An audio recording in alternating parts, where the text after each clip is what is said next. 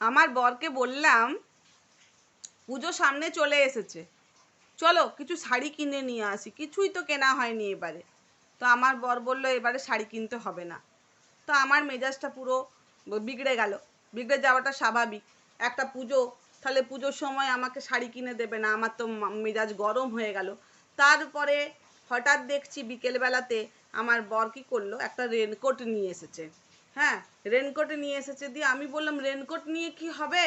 তখন বলছে এটাই তোমার পুজোর এবারে জামা, এই জামাটা পরেই এবারে তোমরা বেরোবে।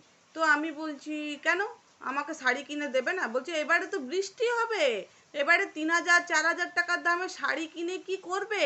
রেনকোট নতুন পরে গেলে রেনকোটটা সবাই দেখবে, তুমি নতুন কি কিনেছো সেটা সবাই দেখবে, তার জন্য তোমাকে রেনকোট কিনে দিয়েছি।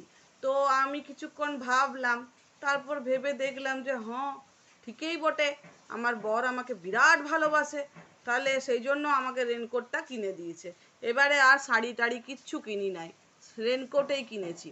তো তোমরা পুজোর সময় কে কি কিনেছো? হ্যাঁ, 3,000 4,000 টাকা শাড়ি কিনেছো তো? কিলো কিনো, বিরাট বৃষ্টি হবে বলছে। আর দেখো আজকের থেকে শুরু হয়ে গেছে। প্যান্ডেল কি করবে, বাইরের প্যান্ডেল সব ভিজে গেল। এবারে আর দুর্গা পূজাটায় শাড়ি পরে কোনো লাভ নাই, রেনকোট কিনো, রেনকোট।